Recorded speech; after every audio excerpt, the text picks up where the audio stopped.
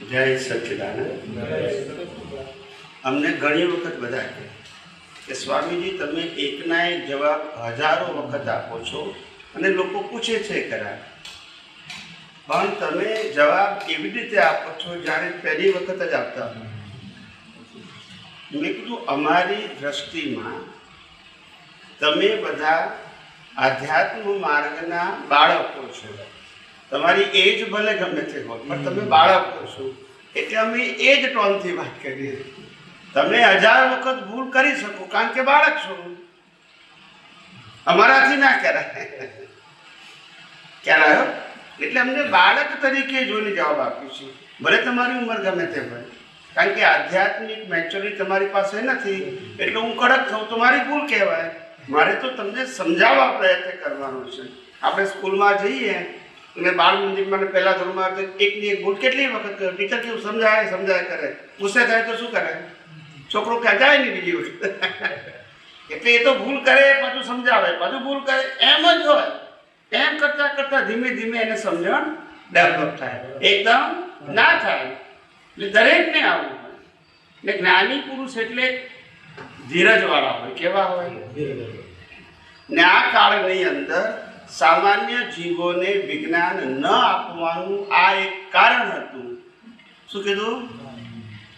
ધીરજનું દેવાળું જોઈ સમય વર્તનાર છે, પહેલા મોક્ષ દઈને પછી પાયા ચડનાર છે. આ ધીરજનું દિવાળ જોયું કે આ લોકો ધીમે ધીમે ચડેવા નથી. એમ કહીશું કે તમે આટલું કર્યા પછી મોક્ષ મળે તો કોઈ આવે જ તૈયાર નથી.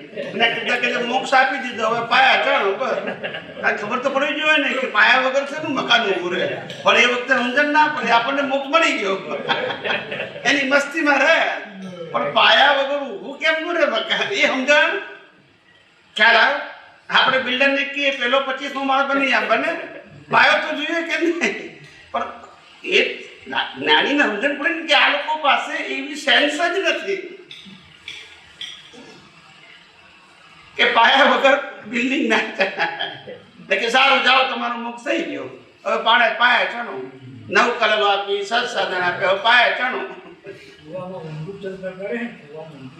હા હા, કૂવો તો શું છે કે કૂવાને ખોદતા જવાનું છે ને, અહીં તો જમીન ઉપરથી ઉપર જવાનું છે. કૂવો કેમથી નીચે જાય? નીચે કેમ ન જાય? ઉપર તો ધરતી હોય. ખોદતા ખોદતા જવું પડે, નીચે પહેલા કેમ ન જાય? ખોદતા ખોદતા જવું પડે ને.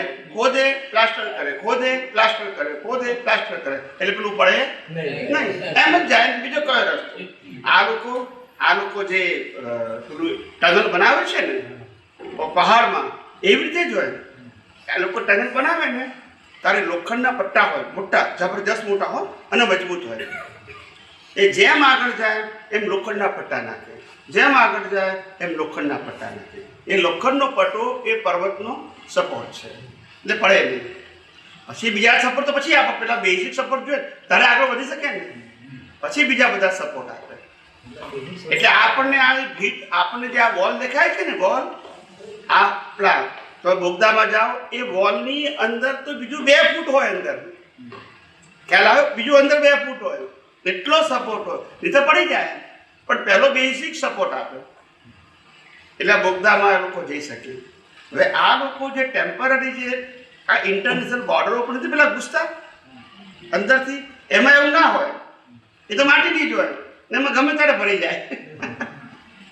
કોઈ સપોર્ટ ના હોય. એમાં તો કોઈ જગ્યાએ તૂટી ગયું તો ભરાઈ ગયું, નીકળી જ ના શકે. કાઢે કોને ને આવું. એટલે જ્ઞાની પુરુષો માણસને જોઈને માફ કાઢી દે કે આ લોકોનું લેવલ શું છે એમ. અને માટે જ શ્રીમદ રાજચંદ્રને પણ એવું હતું, મોટા જ્ઞાની પણ વિજ્ઞાન ના આપી શકે. વિજ્ઞાન આપવું એટલે તો કાચો પારો કહેવાય બધાને. પછી એ દાદા ભગવાન કહેતા હતા કે મહાભારતની અંદર કૃષ્ણ ભગવાનને દુર્યોધને પૂછ્યું કે હે કૃષ્ણ, હું ધર્મને પણ જાણું છું અને અધર્મને પણ જાણું છું, પણ હું ધર્મ આદરી શકતો નથી અને અધર્મ છોડી શકતો નથી. ખ્યાલ આવ્યો કે કૃષ્ણ ભગવાન મૌન રહ્યા. એ વખતે એવું ના કીધું વ્યવસ્થિત છે, કારણ કે એની સમજવાની ક્ષમતા નથી એટલે મૌન રહ્યા. અદભુત સમજાય છે. જ્ઞાન કોણે કેવું એ બહુ જ ઇમ્પોર્ટન્ટ છે, નહીં તો અર્થનો શું થઈ જાય? અનર્થ થઈ જાય. ખ્યાલ આવ્યો? જ્ઞાન એને અપાય કે જે પચાવી શકે છે. જ્ઞાનનો દુરુપયોગ કરે એને જ્ઞાન ના અપાય. સમજાય છે? એટલે જ્ઞાની ના આપે એટલે મૌન રહે અને કાં તો બીજો સેવાનો માર્ગ આપી દે, એ ચાલ્યા કરે ગાડો એને. ખ્યાલ આવે ને? જ્ઞાનીઓ એવા હોય, બુદ્ધિશાળી એવા હોય ને, કોઈ માણસ જરા માથા ભારે હોય ને તો એને જ્ઞાન ના સમજાવે. એને એમ કહેવાય કે આ તારે 100 માણસ છે ને એને સેવા કરવાની, એટલે 100 માથાના ફરેલા હોય એનું માથું ફેરવી નાખે. જ્ઞાનીને મગજમાં એ કરી કરીને એનું મગજ છે ને ધીરે ધીરે ગળાતું તો શું કરે? એ થોડો ટાઈમ આપે જ્ઞાની પુરુષ ને સાધન આપી દીધું તો એકબીજાને જો સાહેબ બધાને લાઈનમાં ઉભા રાખવાનું તમારે.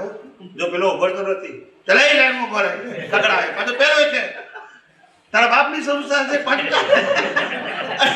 પણ એ બેનું ઘડતા તો શું થાય? પણ સાહેબ આવો આડા લાકડે આડો વેર તો બે ના શીગડા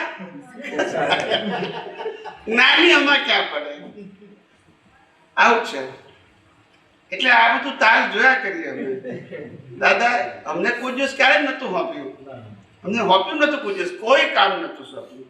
અમે કરતા હતા, અમે ગયા હોય તો બેઠા હોય કે માથામાં તેલ નાખી દે, પણ અમને ના કે જાગૃત પોલિશ કરી આય, કપડાં ઇસ્ત્રી કરી આય, ધોઈ આય, એવું અમને ક્યારેય નથી કીધું. બીજાનું કીધેલું જ પાછું. અમને તો બેઠા હોય ને શાંતિ રૂમમાં, નાહીને બહાર નીકળે ને પછી આમ રૂમાલથી માથું સાફ કરી નાખે, તેલ નાખી દે કે તેલ નાખી દે. ઘણી વખત પગે કે હાથે માલિશ કરવાનું કે એવું. પણ એટલે જેવી જેની પ્રકૃતિ એવો એનો રોલ હોય. એટલે આનું નામ જ તો કળા કહેવાય ને. જ્ઞાની પુરુષ પાસે ભૂત કળા જ્ઞાન કળા બે હોય તો જ અનુભવી કહેવાય. કળા ના હોય તો અનુભવી ના કહેવાય. બુદ્ધિશાળી હોઈ શકે પણ કળા ના હોય તો અનુભવી ના કહેવાય. અને બુદ્ધિશાળી માણસ ક્યારે ફેલ જાય કહેવાય? બુદ્ધિશાળીની બુદ્ધિ છે ને બેર મારે. શું મારે? આખું ઊંધું કરી નાખે. જ્ઞાની પુરુષ બુદ્ધિ ના હોય ને એને દ્રષ્ટિ હોય. દ્રષ્ટિ જે પ્રકૃતિ એને પ્રકૃતિ એને મિકેનિકલ ફોર્મમાં દેખાય. પ્રકૃતિ આત્માના ફોર્મમાં ના દેખાય. આત્માને પ્રકૃતિ બે કેવી? એટલે આ પ્રકૃતિને રાગે પડો, આત્માને રાગે પડવા મને નથી કહેતા. ખ્યાલ આવે? એવું પહેલા જમાનામાં કહેતા હતા ને કે સાહેબ 25 વર્ષનો ઢાંડો થયો હજુ કે જો સુધરતું નથી કે છે. આપણે ઘેડી આવશું કહેતા એને પરણાવી દો કે છે. શું કે છે? એટલે રાગે વાઈફ આવે, છોકરા આવે, પછી જાય તો જાય કાં? આવું થઈ જાય. આમ કે તો માને એકલો હોય ત્યાં સુધી ના આવું. એટલે એ પણ એક જાતની કળા જ હતી. એ વ્યવહારની કળા હતી પણ કળા હતી. એટલે આ બધું સમજવું પડે આપણે. બોધ કળા અને જ્ઞાન કળા. સામાજિક પ્રશ્નોનું ઉકેલ બોધ કળાથી મળે અને આધ્યાત્મિક પ્રશ્નોનો ઉકેલ જ્ઞાન કળાથી મળે. આ બે કળા જુદી છે. એટલે વ્યવહાર નહીં હોય, આ નિશ્ચયલક્ષી. તો બંને કળા જ્ઞાનીઓને હોય. તાપ પણ હોય અને સૌમ્યતા પણ હોય. શું હોય? તાપ પણ હોય અને સૌમ્યતા, શીતળતા. સૂર્ય જેવો પ્રતાપ અને ચંદ્ર જેવી શીતળતા. ધરતી જેવી અડગતા હોય. શું છે? ધરતી જેવી અડગતા. તમે એટલું કાપો ખ્યાલ આવે પણ ધરતી તૂટે નહીં. અને દરિયા જેવી વિશાળતા હોય. બધું સમાઈ દે. શું કરે? ગમે એટલી નદીઓના પૂર આવે પણ દરિયામાં પૂર ના આવે. હજારો નદીઓ ઠલવાય તો દરિયામાં પૂર, અને નદીમાં પાણી વધી જાય તો પૂર આવે. પેલું સમાઈ શકે, પેલું બાઉન્ડ્રી નાની હોય ને. નદીની તો બાઉન્ડ્રી નાની હોય ને. એવું છે. એવું આ બધા જ્ઞાની પુરુષોના લક્ષણો હોય. બધું સમાઈ શકે. પૂછો, અમને પૂછવાનું.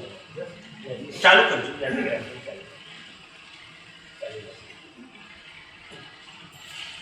આપણને મોક્ષ મળવાનો છે એ કેવી રીતના મળે? આપણા છેલ્લો અવતાર છે કેવી રીતના મળે?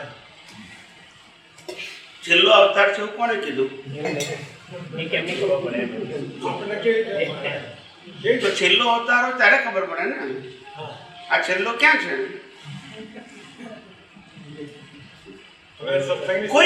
કોઈ એવું કેમ નથી પૂછતું કે હું પરણ્યો છું કેવી રીતે ખબર પડે? એવું કેમ નથી પૂછતું? હું બાપ થયો કેવી રીતે ખબર પડે? એવું કેમ નથી પૂછતું? ખ્યાલ આવ્યો? દરેક વસ્તુની નિશાની હોય જ્યારે તમને એ સ્થિતિ પ્રાપ્ત થાય ત્યારે. અત્યારે કોઈ કેવળ જ્ઞાનનો અનુભવ કેવો હોય તો શું કરવાનું? કહીને એ કહેવાની વસ્તુ છે, એ અનુભવ ગમે છે. તીર્થંકર ભગવાન પણ કેવળ જ્ઞાનનો અનુભવ ના કહી શકે, કેવળ જ્ઞાન પ્રાપ્ત કરવાનો માર્ગ બતાવી શકે. અનુભવ તો અનુભવ ગમે છે, એક શબ્દાતીત છે, પણ માર્ગ બતાવી શકે. ખ્યાલ આવે? એટલે છેલ્લો અવતાર આવે ત્યારે બધું અજ્ઞાન ના હોય, છૂટવું જોઈએ. દેહ અને આત્મા બંને કેવા હોય? છૂટા પડી જાય. એ છેલ્લો અવતાર. સમજાયું? અત્યારે છૂટા છે, છૂટા છે અનુભવ થાય છે કે ભળી જવાય છે? એવું એટલે અત્યારે હજુ તમે પ્રેક્ટિસમાં છો. શું છો? રે ના રે, રે ના રે, એવું થાય. એવું જોઈએ બધાને, એવું જોઈએ. એટલે કે હમણાં અફસોસ કરવાની જરૂર નથી. દરેકને એવું હોય. હજારો લાખો અવતાર મનુષ્યના થાય ત્યારે ઘડાતો ઘડાતો ઘડાતો એ કેવળ જ્ઞાન પામીને મોક્ષે જાય. કોઈ પણ જીવ તાત્કાલિક મનુષ્યમાં આવ્યો ને 2-4 ભાવમાં મોક્ષે ગયો એવું ક્યારે બન્યું નથી અને બનવાનું નથી. હજારો ભાવ થાય. કેવા થાય? એની રેન્જ છે. કારણ કે મનુષ્ય ભાવની અંદર 14 લાખ લહેર છે. કેટલા? એ બધા લહેર અનુભવથી પાસ કરવા પડે ત્યારે એનાથી ઉપર જઈ શકે. લહેર એટલે લેવલ ઓફ અન્ડરસ્ટેન્ડિંગ. જ્યારે સત્સંગમાં દઈએ ને ત્યારે આપણા મનુષ્યનો અવતાર એમ કે આપણે મોક્ષ માટે ન મળે કે એ રીતે વર્તન કરવું, એમ એ રીતે આપણે રહેવું. એમ એ બરાબર છે. મોક્ષ આપણને મનુષ્ય અવતારમાં જ મળે એ વાત સાચી છે, પણ આપણે અનુભવી થઈએ તો જ, ના થઈએ તો પછી મનુષ્ય અવતારમાંથી 4 ગતિમાં ફરી પણ શકાય છે. ખાલી મોક્ષેની 4 ગતિમાં એ ફરવાનું અહીંથી જ છે. 2 વસ્તુ છે, મોક્ષે જવાય અને 4 ગતિમાં ફરી પણ શકાય. સમજાય છે? અજ્ઞાન હોય ત્યાં સુધી ફરવાનું, અજ્ઞાન ખલાસ થાય તો મોક્ષે જવાનું. બંનેમાં મનુષ્ય ભોગવું જોઈએ.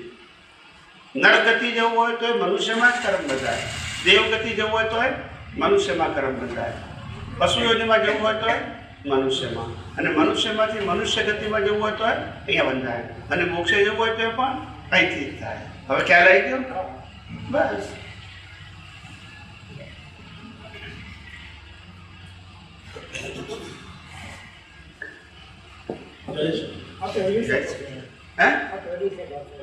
પહેલી વખત આયા? પહેલા ક્યાં જતા હતા?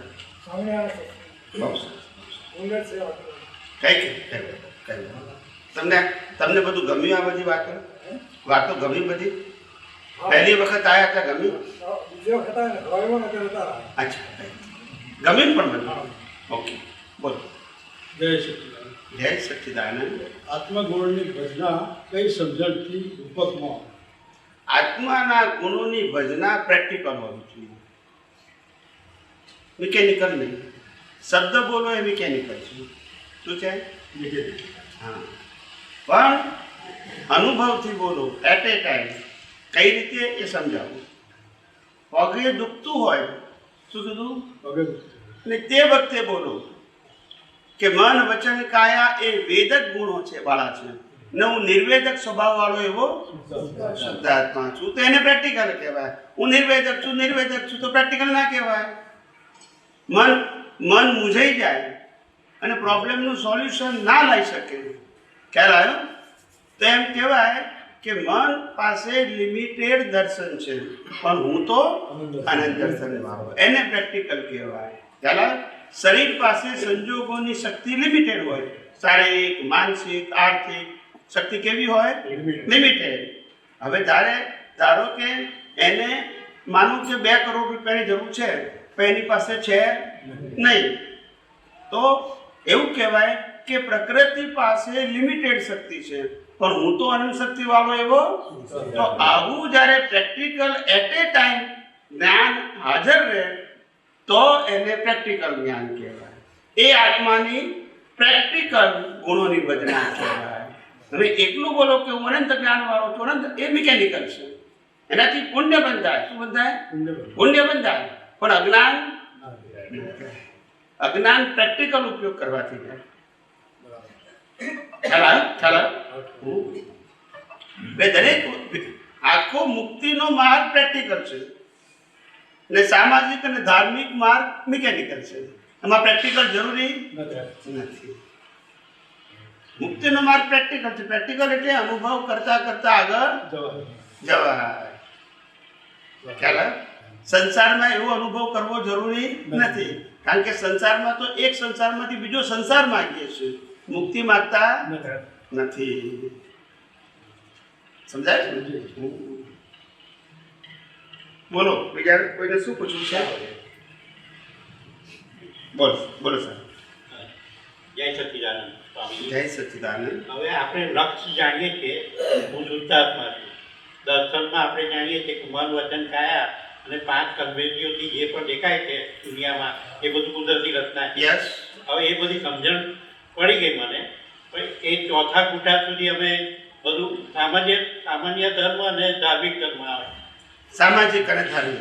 ચોથા કુઠ પછી 48 મિનિટમાં આપણને કેવળ સમ્યક દર્શન થઈ જાય તો એ કેમનું જવાય આપણથી? 48 મિનિટમાં એવું આવે છે કે 48 મિનિટ કન્ટિન્યુઅસ રહો આવી રીતે. એટલે પણ 48 મિનિટ સતત રહેવા માટે કેટલાય સમય જાય ને કેટલાય અવતારો જાય. ખ્યાલ આવે? 48 મિનિટ કોન્સ્ટન્ટ એક સમય પણ વિક્ષેપ ગયા વગર રહેવું જોઈએ. એવું રહે નહીં. જ્ઞાન વિજ્ઞાન સંપૂર્ણ સમજી ગયા પછી એ ના રહે, સમજાયા પછી. કારણ કે સમજાવવું એ 7મું ગુંઠાનું છે અને 8, 9, 10, 11 એ પ્રેક્ટિસ છે, અનુભવ કરવાની. ને એમાંથી 11માંથી પાછો નીચે આવી જાય 7 ઉપર, 10માંથી પાછો નીચે આવી જાય, 9થી નીચે આવી જાય, 8થી નીચે આવી જાય, 7 ઉપર આવે.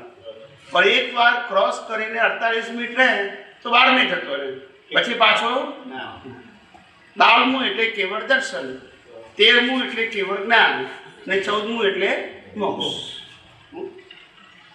એટલે 8 થી 11 આ યુનિવર્સનું સાયન્સ છે, આ ધર્મનું સાયન્સ નથી. ધર્મના લોકો તો પુસ્તકમાં લખેલું બોલે છે. કુદરતના કોઈ પણ સિદ્ધાંતને, કોઈ પણ સિદ્ધિને આત્મસાત કરવા માટે એ સિદ્ધિ, એ મંત્ર, એ શક્તિ 48 મિનિટ સુધી બ્રેક કર્યા વગર જાગૃતિમાં રહે તો એ સિદ્ધિમાં કન્વર્ટ થઈ જાય. આ લો ઓફ નેચર. એક વસ્તુ નહીં, આ બધામાં. પહેલા જમાનામાં લોકો જંગલોમાં જઈને તપ કરતા હતા અને સિદ્ધિ મેળવતા હતા. Same principle. સમજાય છે? જે સિદ્ધિ મેળવી હોય એ સિદ્ધિની જાગૃતિ સતત 48 મિનિટ ના રહે ત્યાં સુધી દિવસો, મહિનાઓ, વર્ષો પણ વીતી જાય પણ સિદ્ધ થાય. જે દિવસે 48 મિનિટ સતત રહ્યું એટલે ઓટોમેટિક સિદ્ધિ પ્રાપ્ત થઈ ગઈ. હવે ખ્યાલ આવ્યો? પણ વિજ્ઞાન કે છે આ પણ કુદરતી રચના છે. ભૌતિક બધી વસ્તુઓ કુદરતી રચના, આધ્યાત્મની વસ્તુઓ પુરુષાર્થ છે. ભૌતિક વસ્તુ પ્રાપ્ત થાય ના પ્રાપ્ત થાય એ પણ કુદરતી રચના. એ લઈને આવ્યા હોય તો જ થાય, બધા કરી શકે ખ્યાલ? જે ડોક્ટર બનવાનો હોય, બીજ નાખ્યા હોય એ જ ડોક્ટર બને. ખ્યાલ આવે? જે ચાર્ટર એકાઉન્ટન્ટ થવાના આ બીજ નાખ્યા હોય ચાર્ટર એકાઉન્ટ જ થાય, એ ડૉક્ટર ના બને, અને ડૉક્ટરવાળો ચાર્ટર એકાઉન્ટન્ટ ના બને. બીજનું કુદરત ફળ આપે છે. તમારી બુદ્ધિનું ફળ આપતા, તમારી માગણીનું ફળ આપતા નથી. તમે બીજ શું નાખી દો ગયા અવતારનું, એ પ્રમાણે કુદરત તમને ફળમાં રૂપાંતર કરવાના સંજોગો આપશે. ખ્યાલ આવ્યો? અમારા એક ભાઈનું એક બહેનનું લગ્ન 50 વર્ષે થયું. કેટલા વર્ષે? 50 વર્ષે. તે મહાત્મા કે આમનું લગ્ન 50 વર્ષે થયું ખરું લગ્ન, પણ પેલા ભાઈ હતા એનું લગ્ન 52 વર્ષે થયું પહેલી વખત, જેને પરણ્યા હતા. તો મને કે આવું કેમ બન્યું કે છે, પેલો 52 વર્ષ કુંવારો, આ 50 વર્ષ કુંવારો, આવું કેમ બન્યું? તો કે એ લોકોના કર્મની ડિઝાઇન, સ્ત્રીએ એવું નક્કી કર્યું હતું કે મા બાપ જીવતા હોય ત્યાં સુધી લગ્ન કરવા, એટલે ગયા પછી જ લગ્ન કરવાનું વિચારવાનું. એટલે આ એનો ગયા અવતારના કર્મનું ફળ. અને પેલાએ એવું નક્કી કર્યું હતું કે સાસુ સસરા વાળી છોકરી મને મળવી જોઈએ, તો જાય પછી મને ના સમજાય, હાચવવાની ભાગગર નહીં. આ જેવી ડિઝાઇન છે ને એવા કુદરત શું આપે? આ દુનિયામાં કશું ચમત્કારિક બનતું બીજનું જ ફળ આપે છે. પણ સિદ્ધાંત એ છે કે બીજ ગયા અવતારમાં નાખ્યું છે અને ફળ, એટલે આજે આપણને ટેલી કરતા આવડતું, પણ બીજ વગર ફળ ના આવે એટલું તો ખબર પડે કે નહીં? તો ફળ આવ્યું માટે બીજ નાખ્યું. જવાબ ઉપરથી રકમને ખોરો, વગર રકમે જવાબ આવે? આજે જે બને છે એના બીજ નાખ્યા હોય તો જ ફળ આવે ને, બીજ વગર ફળ આવે? આવું છે. એ દાદા ભગવાન કહેતા હતા કે જવાબ ઉપરથી રકમ ખોલો કે તમે ગુણાકાર ભાગાકાર કેવા કર્યા, તે આવું આવ્યું. ખ્યાલ આવે? હા, આજની ભૂલ નથી, આજે તો ભૂલનું ફળ છે. ભૂલ ક્યારે હતી? ગયા અવતારમાં. આજે શું છે એનું ફળ મળ્યું. ફળ મળ્યું તારે કુદરતી રચના છે. સારું છે કે બીજ નાખ્યું તારે ભૂલ હતી. આજે ભૂલ, આજે મારામારી કરે તોય ભૂલ નહીં, કુદરતી રચના. એક બીજું સૂત્ર હતું, બોલો. કે પરમ વિનયથી મોક્ષ પ્રાપ્તિ થાય અને પરમ વિનયથી સંસાર પ્રાપ્તિ પણ થાય. એવું કોને કીધું છે? એવું મેં તો પરમ વિનયથી મોક્ષ, પરમ વિનયથી મોક્ષ છે સાંભળ્યું છે, પરમ વિનયથી સંસાર ના. સૂત્ર કયું છે બોલો? જો ફેરથી તમને બધું ખોલ્યા પહેલા કહી દઉં છું. પરમ વિનયથી મોક્ષ, વિનયથી સંસાર.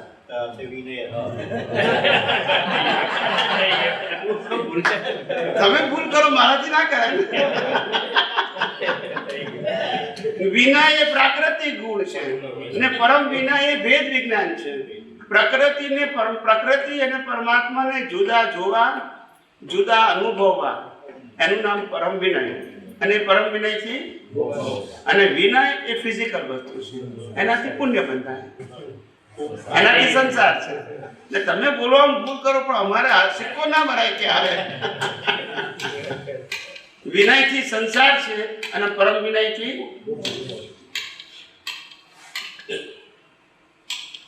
તમે બોલો ત્યારથી અમને ખબર પડી જાય કે આ તમે શું બોલો છો.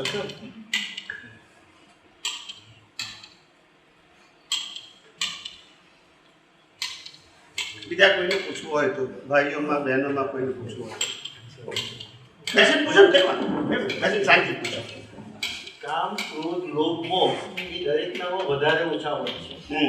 એટલે એનો અર્થ એવો કે એ આગલા જન્મનું જ ફળ હોઈ શકે ને. પછી બરાબર છે. તો ઘણા ભણેલા માણસો કે બહુ આગળ પડતા એન્જિનિયર, ડૉક્ટર એ હોય છતાં પણ કામ, ક્રોધ, લોભ, મોહ એવા ફસાય છે અને એ મોટા મોટા લોભાન કે મોટા કરે છે. તો એને માટે કુદરત શું કરી શકે? તો કુદરતનો કાનૂન કેવો લાગુ પડે? કુદરત તો કશું ના કરે. કુદરત તો તમારા બીજનું ફળ આપે, એની પાસે બુદ્ધિ નથી. એ લોકોને બુદ્ધિ આપી તો કુદરતે એના તરફ કામ ક્રોધ લોભ મોહ જે આપ્યો એટલે એ આવું કરે છે. બુદ્ધિ આપવી એટલે કામ ક્રોધ લોભ મોહ નથી. બુદ્ધિ આપવાથી કામ ક્રોધ લોભ મોહ ઊભા થયા, ઊભા થયા. હા, એના ઉપયોગથી. ઉપયોગથી. હા, એ ઉપયોગ પાછો અજ્ઞાન સાથે કર્યો. અજ્ઞાન એટલે ઇન્દ્રિય જ્ઞાન. હા, ઇન્દ્રિય જ્ઞાનથી પહેલા અવતારમાં આપેલી બુદ્ધિનો ઉપયોગ કરો એટલે પાછું કામ ક્રોધ લોભ મોહ ખુલ્લા થઈ ગયા. થઈ ગયા. હા. એ ભણેલા બુદ્ધિ માણસો હોય. બુદ્ધિ એવી નથી, પણ બુદ્ધિનો ઉપયોગ એવો હતો. કારણ કે બુદ્ધિમાં 5 જ્ઞાનેન્દ્રિયોનું જ્ઞાન હતું, એનો ઉપયોગ કર્યો. તો 5 જ્ઞાનેન્દ્રિયોનું જ્ઞાન એ રિલેટિવ સત્ય, હા. અને માટે તો રાગદ્વેષ થાય છે. એ લોકો એવું તો સમજતા હોય છે ને કે ખોટું કર્મ કરવાથી ખોટું ફળ આવે છે, એવું તો એમને સમજ હોય છે. છતાં પણ એ ખોટા કર્મ કરે છે અને એનો તોફાન થતો હોય છે. એની પાછળનું કારણ. કર્મ ખોટાનો પ્રશ્ન નથી. હા, સમજણ ખોટી છે એ ભૂલ છે.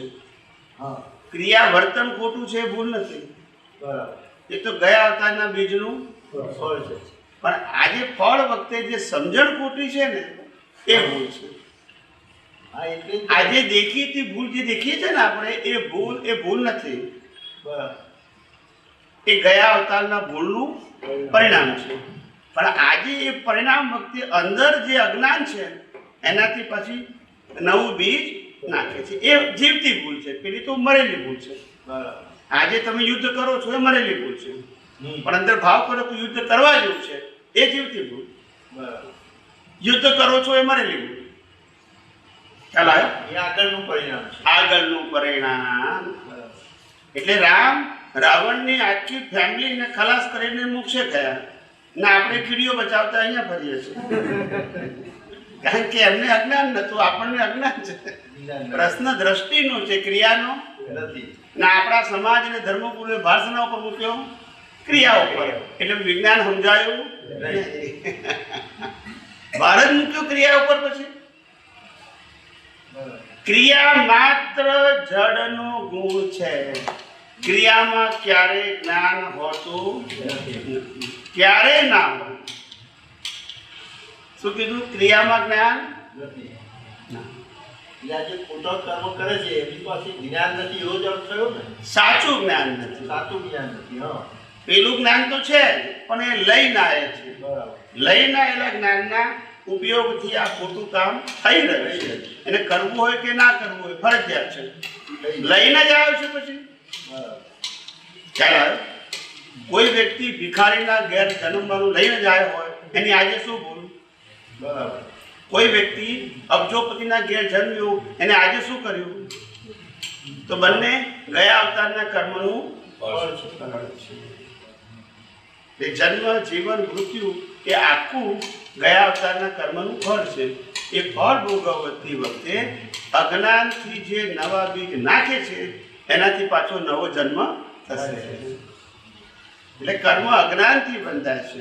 કર્મ મન વચન કાયાની ક્રિયાથી બંધાતા નથી. ખ્યાલ આવ્યો? ને આખું જગત ક્રિયાને મહત્વ આપે છે. સમજાયું કે નહીં? પુરાણકરણ એ પરિણતિ છે. પુરાણકરણ એ પરિણતિ છે. પૂરણ કર્યું એ પર પરિણતિ હા, અને ગલન થાય એ કુદરતી રચના. બરાબર. પૂરણ કર્યું એ અજ્ઞાન અજ્ઞાન. અને ગલન કર્યું તે વિજ્ઞાન કુદરતી રચના. ગલન આપણા હાથમાં નથી. ન જાણ્યું જાનકી નાથે કાલે સવારે એ નામ ગલન. એ ગલન. રામને ખબર નહીં કાલે હું થવાનું છે. એ ગલન હા, પણ પૂરણ વગર ગલન થાય? ના થાય. પૂરણ કરી તે પૂરણ ગયા અવતારનું અને ગલન આજે થયું. આજે તમારું કશું ચાલે નહીં. હવે ખ્યાલ આવ્યો? હા. એમાં જ્ઞાન બાન કઈ જ કામ ના થાય. પૂરણ કર્યું છે તો ગલન કરવું જ પડે. ગમે એટલા મોટા જ્ઞાની હોય તોય એમાં છૂટકો. નહીં. ગલનનો સત્તા કુદરત પાસે છે, પૂરણની સત્તા તમારી પાસે છે.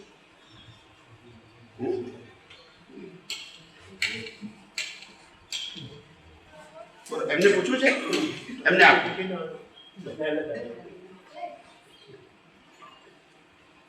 જય સચ્ચિદાનંદ. જય સચ્ચિદાનંદ.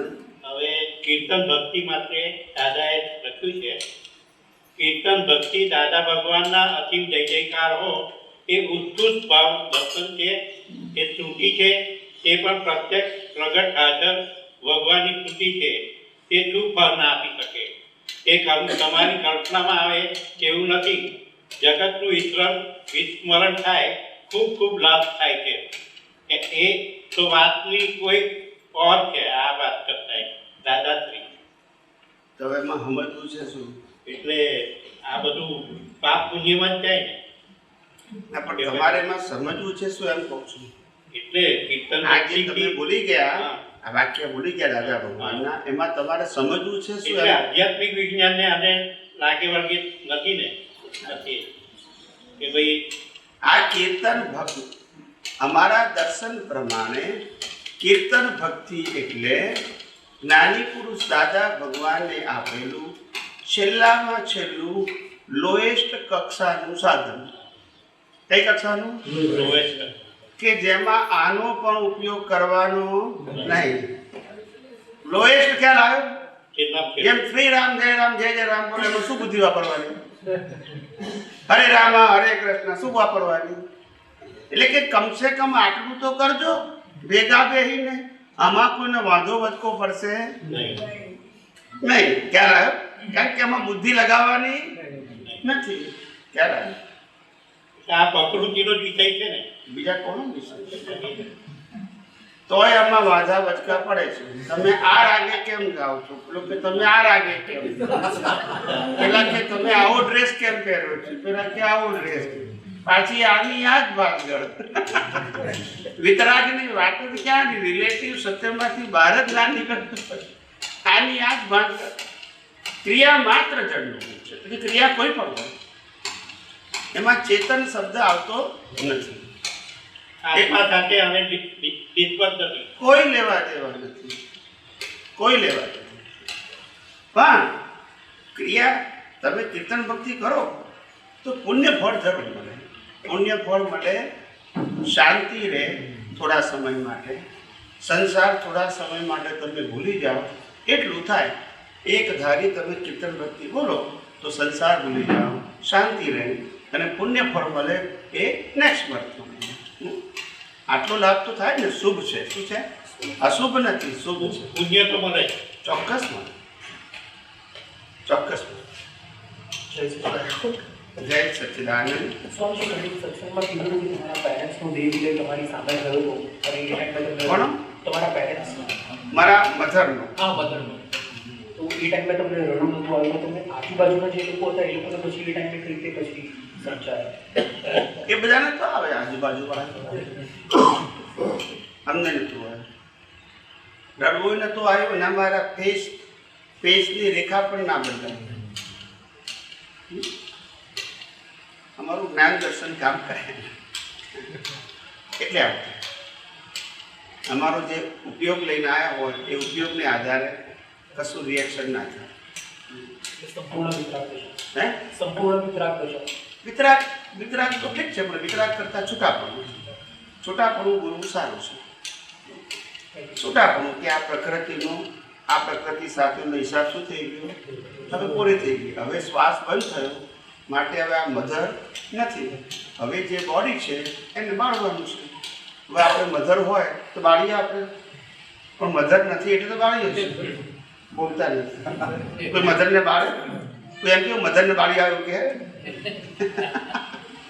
મધર નથી એટલે તો બાળે છે, પણ લોકોને સમજણ નથી ને. મધર હતા ક્યાં સુધી શ્વાસ ચાલે ત્યાં સુધી આપણો હિસાબ હતો. શ્વાસ બંધ થાય ત્યાં પતી ગયો, હિસાબ પૂરો થઈ ગયો. એનો તો રિબર્થ થઈ ગયો. હવે આ ડેડ બોડી છે એની તો ફોર્માલિટી કરવાની છે. મરડીને શું કરવાનું? ખ્યાલ? પણ રડવું આવવું એ માણસનું જે એકબીજા માટે જે ફિલિંગ લઈને આવ્યા હોય, યાદ લઈને આવ્યા હોય ને એની પાછળનું કારણ અજ્ઞાન છે એટલે થાય. એ લૌકિક સત્ય છે. કયું સત્ય છે? લૌકિક. સનાતન સત્યમાં ના થાય. દાદા ભગવાનના છોકરો ને છોકરી બે જન્મ્યા હતા તો મરી ગયા તો પેડા વેચ્યા. યસ કે નો? કોઈ પેડા વેચે?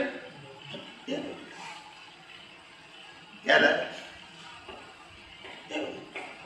એમના જ્ઞાનને એવું કે ચલો આપણે છૂટ્યા જવાબદારીમાંથી, હિસાબ હતું તો આયા, હિસાબ પત્યો એટલે ગયા. ખ્યાલ આવે? એટલે મરી ગયા એનું દુઃખ એવું નહીં, હિસાબ પૂરો થઈ ગયો. આત્મા તો મરતો નથી ને શરીર તો જન્મે છે જ મરવા માટે. શેના માટે જન્મે છે? મરવાનું ના હોય તો અમર ના કહેવાય. કોઈનું અમર હોય? બોલો. દાદા ભગવાનના આશીર્વાદ જે કરે, નજીક નજીક રાખો. કીર્તન ભક્તિ, હવે મારે વ્યક્તિગત આમ રાખો ને જરા. હા, વ્યક્તિગત રીતે અમુક વખત ઓટોમેટિક ચાલુ થઈ જાય છે, કઈ વાંધો તો નહીં. એનો કુદરતી રીતના સમજ. બસ તો આપણે કઈ બોલતા હોય તો નહીં બોલવાની, બંધ કરી એવું જરૂર નથી. ખાલી કુદરતી રચના જો કોઈ પણ ક્રિયાને ચાલુ બંધ કરવી એ આધ્યાત્મ વિજ્ઞાનનો વિષય નથી, પણ જે ક્રિયા થઈ રહી છે એને કઈ રીતે જોવી એ જ આધ્યાત્મ વિજ્ઞાનનો વિષય છે. એટલે ચાલુ થઈ જાય તોય કુદરતના, બંધ થાય તોય બસ. ખ્યાલ આવે? અને કુદરતી રચના જ જોવું. મેં ચાલુ કરી, મેં બંધ કરી એવા અભિપ્રાયની જરૂર નથી. સંજોગોને આધીન ચાલુ થઈ, સંજોગ પતી ગયો એટલે પૂરી થઈ ગઈ. ખ્યાલ આવે ને? બધા તમારે કીર્તન ભક્તિ ગાતા હોય, બહુ ભાવથી અને ઉલ્લાસથી ગાતા હોય, ખ્યાલ આવે? 24 કલાકની કીર્તન ભક્તિ. પણ જ્યારે કીર્તન ભક્તિ પૂરી થાય પછી જ્યારે આમ ઊભા થાય ત્યારે એમ કે હા સર, પણ કીર્તન ભક્તિ વખતે હાસ ના થયું, જો બોલતા નથી એમથી કહેવા પૂરી થઈ ગઈ. હવે આનંદ થતો હોય તો પૂરી થાય તો ના ગમે. હા તો પૂરી થઈ, ચલો ભાઈ હવે મુક્ત થયા આપણે, હળવા થયા. એટલે પ્રકૃતિનો ગુણ છે એમ, પ્રકૃતિનો. એટલે પ્રકૃતિને જ્યારે એમ લાગે કે હવે જરા હળવાશ થઈ એટલે એને ગમે. પ્રાકૃત ગુણ છે. કયો ગુણ છે? પણ હંમેશા કોઈ પણ મહાપુરુષ કોઈ પણ સાધન આપે જગતના લોકોને ત્યારે બિલકુલ એને ડેકોરેટ કરીને જ આપે તો જ લોકો કરે, નહીં તો કરે તો એવું જોઈએ ને. પણ હવે એ તો એવું જ હોય. એટલે અંદર રહે એવું કે દાદા ભગવાને કહ્યું છે, બધા સાચી જ છે ને. આપણે કહ્યું એ વાત બરાબર છે કે એ જ્ઞાની પુરુષે ભાર મૂક્યો નહીં તો કોણ કરે? યસ, નહીં તો વાત સાચી છે. ત્યારે પણ દાદા ભગવાને એવું કીધું હોય કે આ અહીંયા તો આ કરવું, ફલાણું કરવું, આરતી કરવું, પૂજા કરવી, સામાયિક કરવી, પ્રતિક્રમણ કરવી, માળા ગણવી, એવા તોફાનો અહીંયા હોય. અહીં તો જોવાનું અને જાણવાનું હોય, પણ એની વાત કરે નહીં તો પેલું બંધ થઈ જાય. એવું ને જે સગવડિયું હોય પકડી લેવાનું. વિજ્ઞાન કીધું છે જ નહીં પકડવાનું. તમે એમ કહો કે સ્થૂળ સંયોગ, સૂક્ષ્મ સંયોગ, વાણીના સંયોગ પર છે અને પરાધીન છે, બરાબર છે? એ આપણે આધીન નથી અને આપણે કરતા પણ નથી. તો પછી તમે કેમ કહો છો કે ચરણવિધિ કરવાની? તો કે ના, પણ દાદાની આજ્ઞા છે ને, વિજ્ઞાન કહેવાય. વાત સમજાય તમને? આપણે વિજ્ઞાનમાં સિદ્ધાંત બોલો ને. ખ્યાલ આવ્યો? એટલે આ જવાબ નથી, પ્રેશર છે. શું છે? પ્રેશર છે.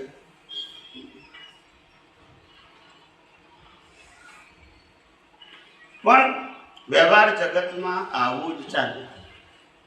એટલે એમાં કોઈનો વાંક જોવાનો આ એક કુદરતી રચના છે. જેની જેવી સમજણ એવી એની રજૂઆત. એટલે જે લેવલ એની સમજણનું હોય એટલું જ બોલી શકે, આગળનું બોલી શકે, અને બોલવા જાય તો ફસાઈ જાય. શું થાય? થઈ જાય.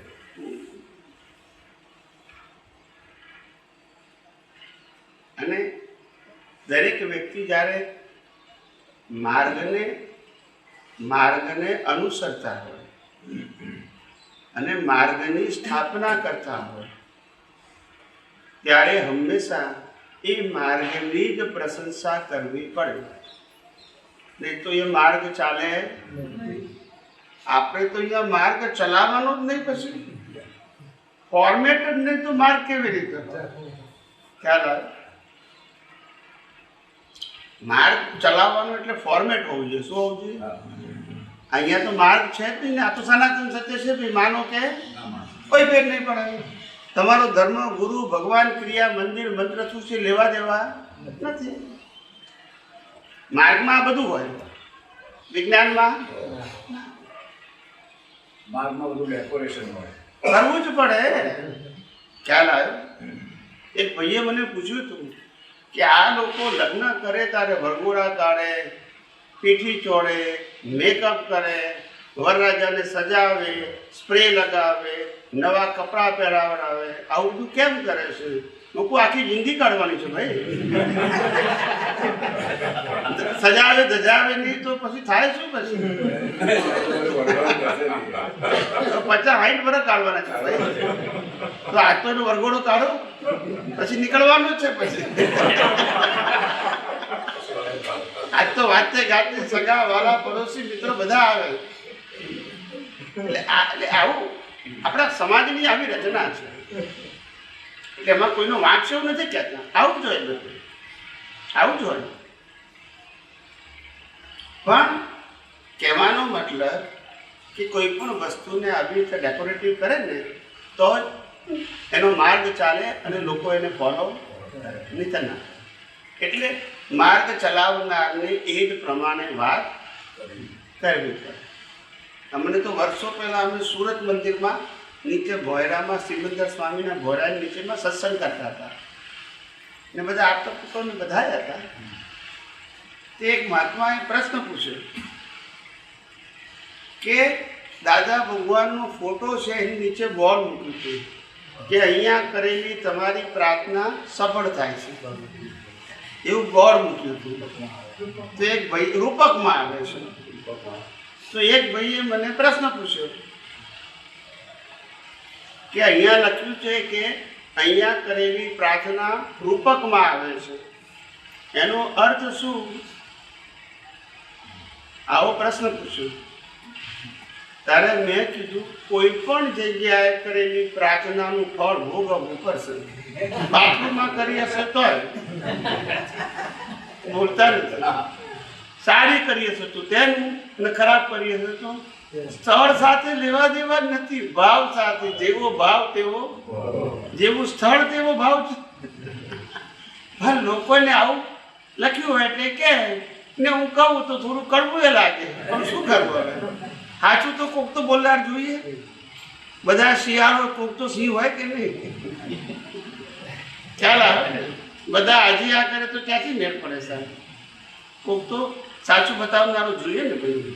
ભલે આંખો ઉઘડતા વાર લાગે, કોક બતાવનાર તો જોઈએ ને સાહેબ. બાકી તો બધું ગાડરીઓ પ્રવાહ છે તો ચાલ્યા જ કરવાનું. બધા ધર્મોમાં ચાલે, એક ધર્મમાં નહીં. બધા ધર્મોમાં આવું જ ચાલે ને. એટલે જ તો માર્ગ ચાલે ને, નહીં તો ચાલે. દાદા ભગવાને ચોખ્ખું જ કીધું છે કે આ અક્રમ વિજ્ઞાન 100-200 વર્ષ ચાલશે, 2-4 પેઢી ચાલશે.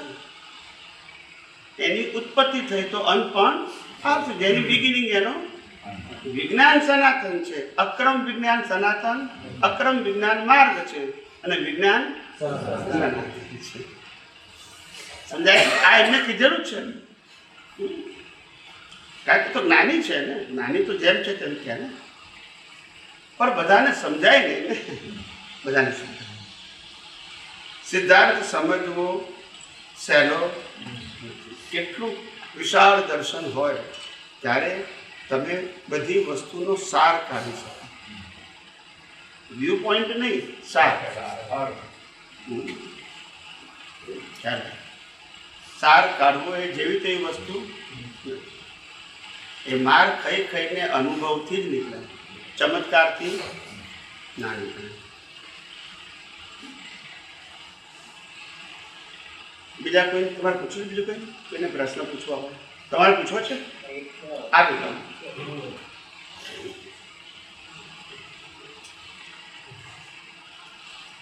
જય સચિદાનંદ. જય સચ્ચિદાનંદ.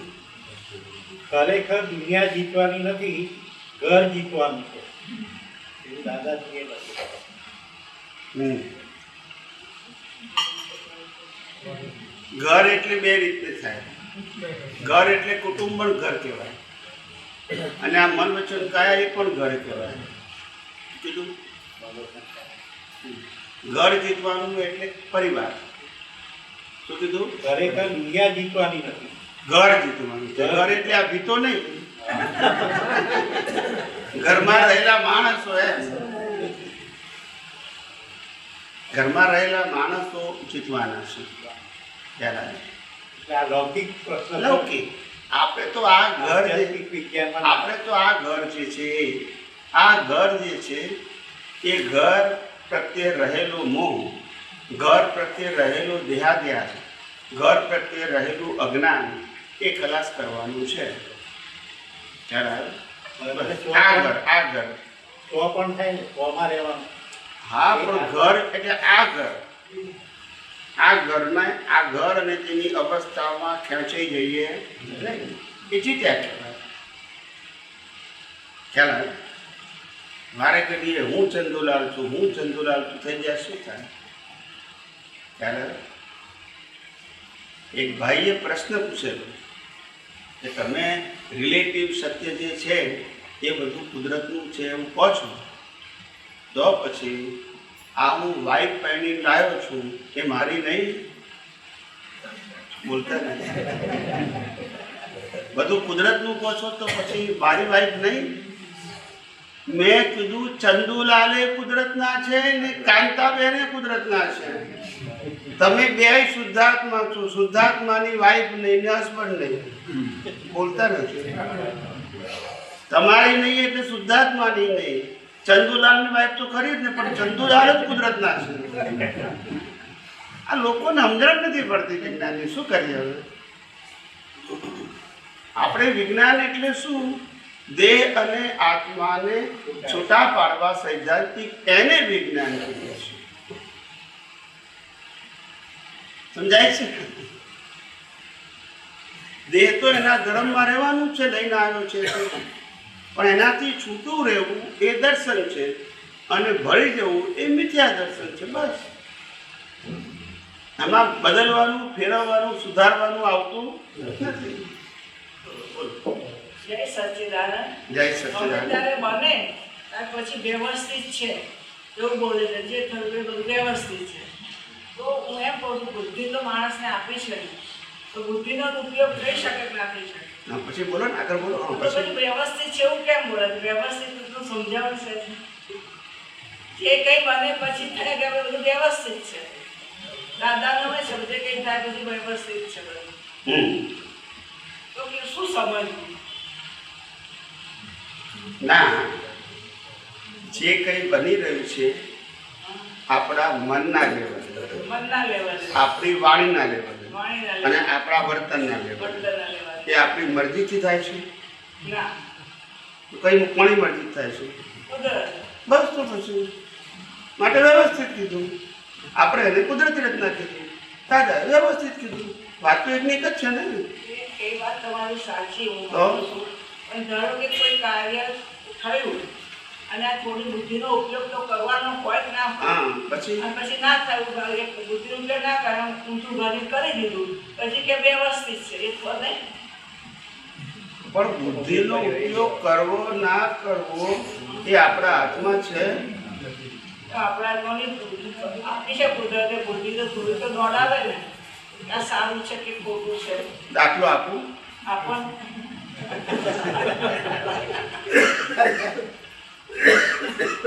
હરણ કોઈ દિવસ સોનાનું હોય? ના હોય. અને માનો કે હોય તો દોડે ખરું? પણ તો એ રામ દોડ્યા હતા ને. બુદ્ધિ નથી આપી ને તો કેમ દોડ્યા? ઉદય કરવાનો. એ વખતે ઉદય કરો. તે બુદ્ધિનો ઉપયોગ કેમ ના કર્યો? કેમ બુદ્ધિનો ઉપયોગ ના કરે? બોલો ને, તમે કોને? જે વસ્તુ બનવાની હોય એ જ બને, એમાં બુદ્ધિનો પ્રશ્ન આવતો નથી. થવાનું તે થઈ ગયું એમ જ ને. તો પછી 5 પાંડવોમાં સૌથી મોટા કોણ હતા યુધિષ્ઠિર, અને કઈ રીતે ઓળખાયા? ધર્મરાજા હતા. ધર્મરાજા. એ ધર્મરાજા જુગાર રમવા બેઠા અને જુગારમાં વાઈફને મૂકી દીધી તો એ કહેવાય ધર્મરાજા. બોલતા નથી.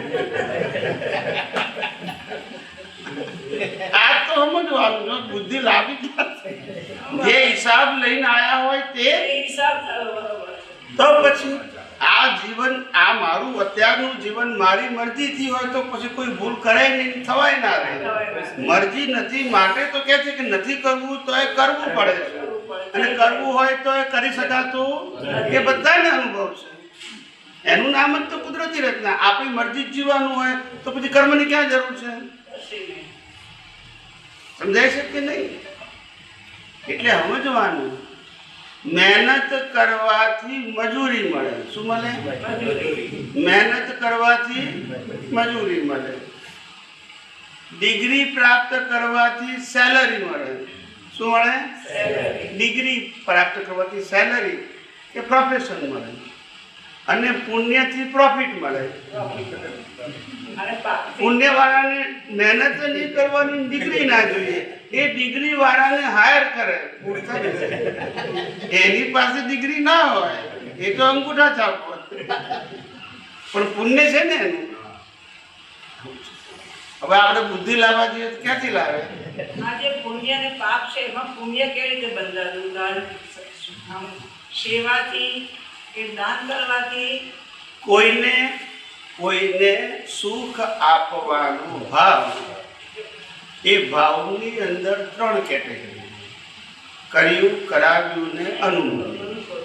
સુખ આપવાનો ભાવ કોઈએ કર્યું હોય અથવા કરાવ્યું હોય, અને કોઈએ કર્યું હોય તો અનુમોદ્યું હોય તો એનાથી સુખ મળે. એવી રીતે કોઈને દુઃખ આપવાના ભાવ, એમાં પણ કર્યું, કરાવ્યું કે અનુમોદ્યું હોય તો દુઃખ મળે. સમજાય છે? એટલે વિજ્ઞાન સમજવું પડે. ધર્મ તો બધા સમજ્યા જ છે ને, વિજ્ઞાન નથી સમજ્યા. સમજાય છે?